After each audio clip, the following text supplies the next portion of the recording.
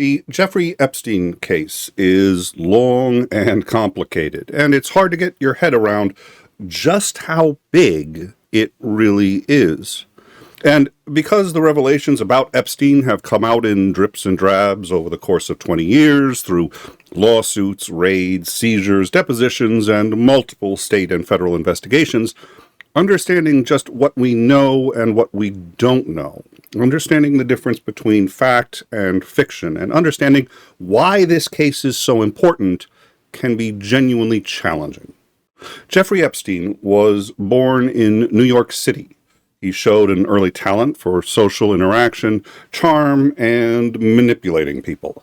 Despite not graduating college or having a teaching certificate, he managed to finesse a schoolmaster into giving him a job as a physics and math teacher at the Dalton Preparatory School on Manhattan's Upper East Side. While there, he reportedly engaged in inappropriate behavior, including flirting with female students, paying them to spend time with him, and attending parties and drinking with underage students. After just 3 years, he was dismissed from the school for, quote, poor performance. He then went to work for the financial firm Bear Stearns, which collapsed in the financial crisis of 2008. From there, he started his own consulting firm, IAG, a firm which specialized in the recovery of embezzled money from fraudulent firms and brokers. Friends would later testify that he actually worked both sides, helping some firms to recover stolen money and other firms to steal money and keep it hidden. He also told friends that he was a secret intelligence agent. Indeed, he had a professionally forged Australian passport under a false name, which listed him as living in Saudi Arabia. The forgery was so good that he was able to use this passport to get in and out of multiple countries, including France, England, Saudi Arabia, and the U.S. Working as a financier, he used his social skills to network extensively and develop an impressive and eclectic client list. His clients included Adnan Khashoggi, who was the Saudi businessman who transferred weapons from Israel to Iran during the Iran-Contra scandal, John Mitchell, the former U.S. Attorney General under Nixon, and Leslie Wexner, CEO of Victoria's Secret. He was so charismatic, in fact, that he was able to convince Wexner to let him manage all of Wexner's money for him, signing over full power of attorney to Epstein, despite the fact that Epstein had no college degree or any formal training in finance whatsoever. In the late 80s, Epstein met Ghislaine Maxwell. They entered into a romantic relationship, and she appears to have started to run much of his underground empire. She procured and groomed young women for him, forced them to have sex with him and his associates, and managed sex parties at his homes in France, the island of St. James, and in the U.S. In 2005, police began investigating Epstein after a woman accused him of sexually abusing her 14-year-old daughter. Through the course of the investigation, federal officers identified at least 36 underage girls, most between 14 and 16, whom he was alleged to have assaulted, and discovered that he had been procuring children for prostitution to friends and clients.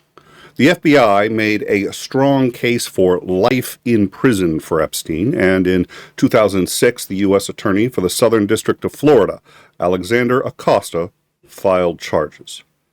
Epstein hired famed attorney Alan Dershowitz, a Harvard law professor who has represented O.J. Simpson, Julian Assange, Harvey Weinstein, and Donald Trump. Dershowitz negotiated a plea deal with Epstein. This deal was extraordinary. It is so extraordinary it is still talked about today.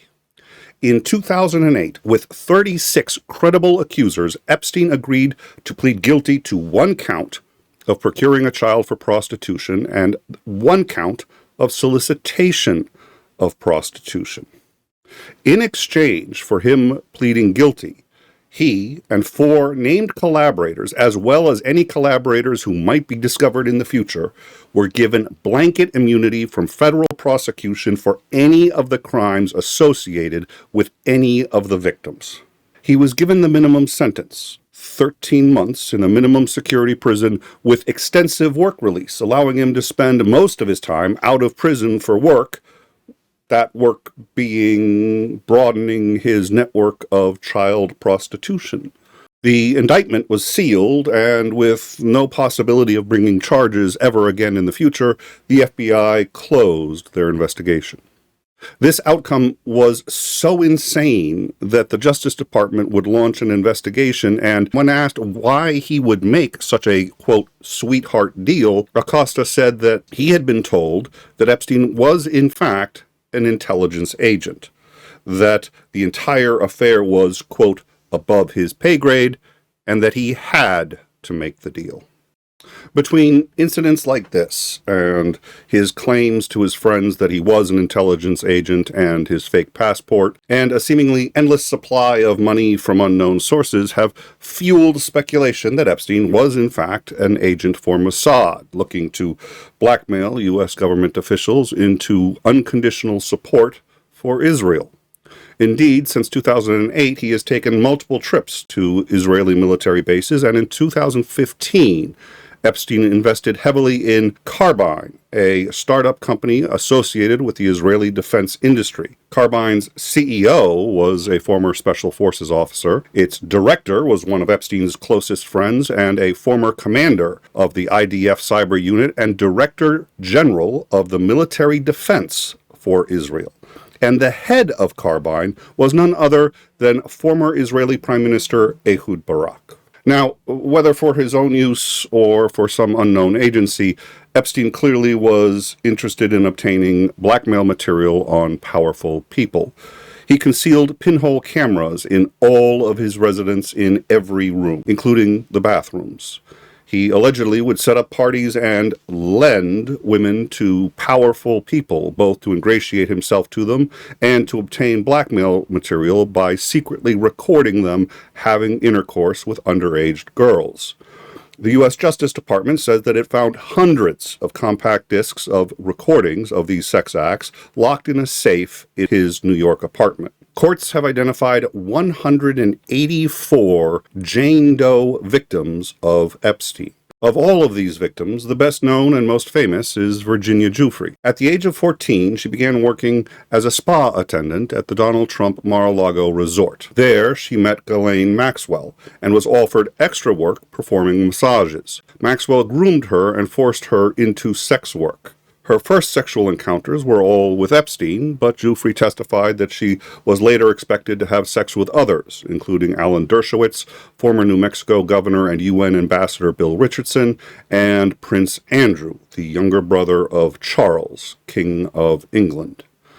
Multiple Epstein victims testified to seeing Prince Andrew with Giuffre as far back as 2001, including one who testified that Giuffre told her that she had been ordered to sleep with him when she was only 14. Prince Andrew's name, as well as private contact information for Buckingham Palace, are indeed in Epstein's book. The Daily Telegraph published photos of Andrew and Maxwell together, giving a tour of Buckingham Palace to Kevin Spacey and President Bill Clinton. In 2020, Prince Andrew was reported to be the target of a criminal investigation by the police and FBI in the United States. By the end of 2022, he had been excommunicated from the royal family and was no longer receiving money of any kind from the British government, nor was he allowed to be seen with the royals in public. He has a private protection detail and rent associated with his Royal Lodge home. These expenses come to roughly $4 million a year and appear to be paid by his brother, the King of England. Meanwhile, Dershowitz strongly denied having sex with Giuffre and countersued her. In an undisclosed settlement agreement, she admitted that she could have been wrong about Dershowitz and mistaken him for someone else. Speculation that he did in fact attend multiple sex parties has continued to dog him, and last week, when Pam Bondi refused to release the Epstein files, Dershowitz took to social media to say this. Every document would prove I was innocent. So let me tell you, I know for a fact documents are being suppressed. And they're being suppressed to protect individuals. I know the names of the individuals. I know why they're being suppressed. I know who's suppressing them. But I'm bound by confidentiality from a judge and cases, and I can't disclose what I know. But I hand to God, I know the names of people whose files are being suppressed in order to protect them. On July 6, 2019, Epstein was arrested by a joint NYPD-FBI task force for the sex trafficking of minors. They seized thousands of photos and compact disc videos and his long-expired fake Australian passport. He was sent to the Metropolitan Correctional Center in New York and was denied bail, seeing as he had a great deal of resources, his own island, and multiple properties in other countries to which he could flee. On August 10th, barely a month after his arrest, Epstein was found dead in his cell. The pathologist found multiple broken bones, including the hyoid bone in the neck. He concluded that this was from Epstein flinging himself from his bunk with such great force in an effort to strangle himself. However, Epstein lawyers sent their own pathologist, Michael Baden, to observe the autopsy, and Baden did not concur. He noted that the hyoid bone is broken about 6% of the time in strangulation suicides, where it's broken 80% of the time in strangulation murders. He also doubted that Epstein, at 6 feet tall, could have successfully hung himself from the lower bunk. However, given the absence of any witnesses to the contrary, the medical examiner ruled the death a suicide. Ghislaine Maxwell, meanwhile, was arrested on July 2, 2020, and charged with multiple counts of sex trafficking of children and conspiracy. She was convicted in 2021 on 5 counts and sentenced to 20 years in prison. To spare the victims the unnecessary trauma of testifying publicly to what happened to them, only 4 victims, including Giuffre, were covered by the indictments. This is 4 out of 184 Jane Doe Epstein victims, roughly 2% of them. This means that only a tiny fraction of the Epstein evidence, the minimum amount needed to obtain a conviction, was unsealed for Maxwell's trial, while the rest remains in the hands of the FBI and NYPD. Meanwhile, Epstein's former butler, Alfredo Rodriguez, decided to try to profit from this and took Epstein's contact book, the black book everyone talks about, and tried to sell it to the Epstein victims for $50,000. The book contained over 5,000 entries, addresses, emails, cell phones, home phones, business and private numbers, and contact information for 1,571 people. When trying to sell the book to an undercover agent, he was arrested and sentenced to 18 months for failing to turn it over to the police. He said that he had kept the book as insurance so that he wasn't murdered. Shortly after Rodriguez was released from prison, he died of mesothelioma. Now, the problem with this book is it's not a client list. It's actually unlikely that Epstein codified a formal client list, and there's never been any indication that he had one, just his address book. And while it's quite likely that nearly every one of his clients is listed in the book, it's also likely that many of the people in this book had nothing to do with his business. It appears he documented any contact information for any person he's ever met. The book contained a host of mundane numbers, like numbers for dry cleaners or for the shop where he got his car detailed. Stephen Hawking's personal contact information was in the book, and I suspect Stephen Hawking's attendance at any of these parties would have been unmistakable. And while many people have demanded that the book be released, it's actually been out for quite a while. In late 2020, Leland Nally, a reporter from Mother Jones, actually called every number in the book, finding people who didn't know who Epstein was, people who had just gotten a new number, and people who did know who he was. And yes, some of them were princes, dukes, and other high-profile members of governments of multiple countries. Indeed, In Time has an unredacted copy of this document, as well as the testimony and evidence that we reference here on this show, and it is available on our Discord to anyone who is interested. In defending his decision not to release the Epstein files, Trump has argued that if there was anything incriminating in them, it would have been released by the Democrats. The problem is that Epstein wasn't partisan. He didn't care if you were a Democrat or a Republican. If you had power, social power, financial power, political power, he collected dirt on you. He collected people. Indeed, we already know that Bill and Hillary Clinton's personal cell phone numbers were in that book.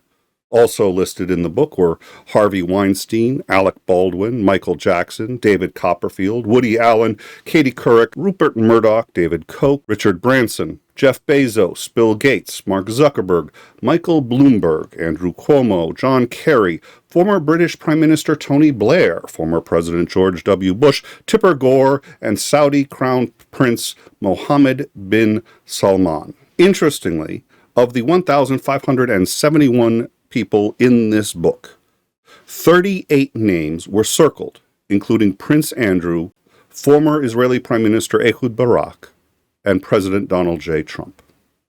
We don't know when Trump first met Epstein, but their friendship started in the 80s. Flight logs released from Epstein's personal plane, dubbed the Lolita Express, showed Trump using the plane repeatedly throughout the 90s. In a 2002 interview with New York Magazine, Trump said, quote, "I've known Jeff for 15 years. Terrific guy. He's a lot of fun to be with.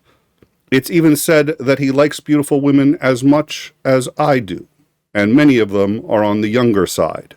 No doubt about it, Jeffrey enjoys his social life." In this clip from Trump's Mar-a-Lago resort in 2002, we see a particularly gruesome encounter where Epstein is welcomed into the party and he and Trump appear to discuss their mutual interest in young women. Yet, a tape in the NBC archives of a Mar-a-Lago party shows Trump giving Epstein his personal attention. Donald! Donald! Donald! The footage, shot in November of 1992, before Trump opened the resort as a club, shows the future president surrounded by cheerleaders for the Buffalo Bills and Miami Dolphins, capturing Trump's fun-loving bachelor lifestyle for an appearance on Faith Daniels' NBC talk show. We're going to get great ratings in your show. Trump is surrounded by women as music blares in the background. After a while, Trump goes to greet 3 new guests, among them the financier Jeffrey Epstein. Come on in. Go inside. More than a decade before his guilty plea on state prostitution charges. Later in the footage, Trump is seen talking to Epstein and another man as women are dancing in front of them. Trump alternates between dancing and pointing out women to Epstein and the other man and telling Epstein about the cameras.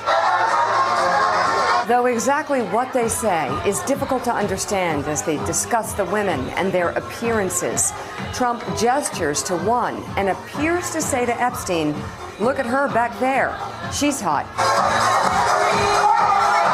And then Trump says something else into Epstein's ear that makes him double over with laughter. But as the president says now, Their relationship ended in 2004 when Trump and Epstein got into a bidding war on a Palm Beach property, with Trump ultimately winning. This ended their friendship, and when Epstein pled guilty to child prostitution in 2008, Trump began walking back the history of their relationship and started to claim that he had never done business with or even known Epstein in the past. However, in 2016, Trump was a co-defendant in a suit with Epstein, where it was claimed that Epstein had procured a 13-year-old girl for Trump with whom Trump had had sex. I'm going to play just over a minute of the deposition, but trigger warning, and a minute is plenty. I met Donald Trump at some parties I attend that I was working for Mr. Jeffrey Epstein. There was about 3 or 4 times that I had encounters with Donald Trump. I was 13. The first time that I met Donald Trump was at a party at Jeffrey Epstein's mansion.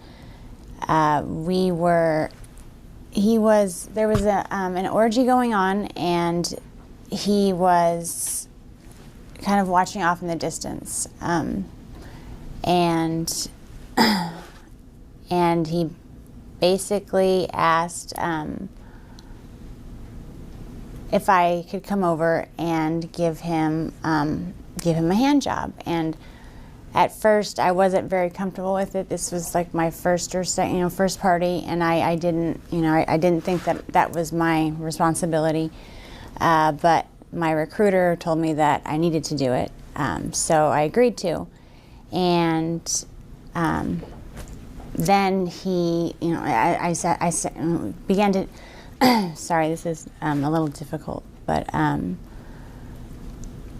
before I gave him a hand job, he kind of slapped my hand away and said, you need to use a glove. And the recruiter, he ran over and handed me a glove and said, no one touches Mr. Trump's penis without a glove. The testimony continues to describe a number of acts in great detail, including and ultimately the two of them having sex. Again, the girl was 13.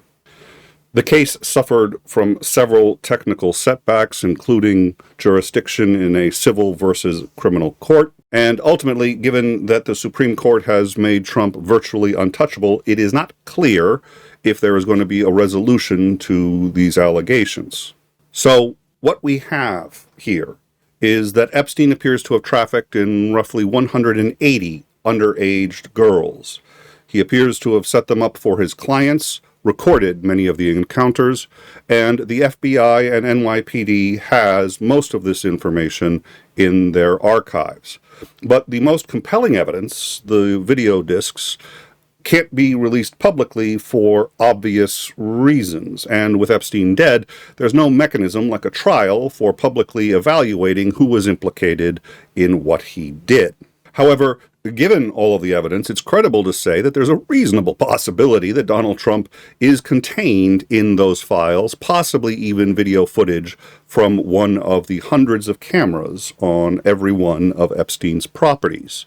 Even if there's no footage, if Trump attended even one of these parties or had sex with any of the Epstein victims, you can rest assured he can't take the risk of letting any of this information out. And people associated with this are dying fast. Jean-Luc Brunel, a French model scout who allegedly brought Epstein girls as young as 12, killed himself in a Paris jail while awaiting trial on rape charges. Alfredo Rodriguez, the Epstein butler who tried to sell the Black Book, died from mesothelioma just months after being released from jail. Miss Giuffre, the most vocal of the Epstein victims, died by suicide even after her therapist declared her mentally well and not at risk to kill herself. Bill Richardson, the former governor of New Mexico, who she implicated, is dead too, by the way. And of course, Epstein survived only a month in jail before he was killed. Given the vast power of social media, the modern telephone, aircraft, video recording devices, and the like, and this contact book with over 1,500 names in it, many of them some of the most powerful people in the world, and 180 victims over several decades. It's easy to conclude that this could very well be one of the largest and most far-reaching criminal conspiracies in human history. And while there's no conclusive proof that Trump is involved, there's some pretty compelling evidence, and he's certainly not impartial. We've seen just 2% of the Epstein files, just enough to convict Ghislaine Maxwell, and already what we know is mind-blowing. It could easily implicate presidents, prime ministers, royalty across half a dozen countries in everything from conspiracy and bribery to rape and the sex trafficking of children. But Trump, who was a big proponent of hyping up the files when it was revealed that the Clintons were in the book and had used the Epstein plane themselves, now has decided not to release anything further or appointed an independent special prosecutor to get to the bottom of this, which literally is what a special prosecutor is there for. And while I'm shocked and delighted that MAGA is taking this so seriously, I can't help but think that it's not because they actually want accountability, but because they think it's only going to be Democrats on the list. I don't think any of the people pushing right now for Trump to release the files have truly considered the possibility that the man that they trusted to drain the swamp may himself be one of Epstein's biggest and most regular clients. And it is where the water meets that bridge where we'll see if MAGA has the faith of their own convictions, or if they are the cult-like puppets of a megalomaniac con man that liberals have said they are. That is what the Epstein files are and why they are so important.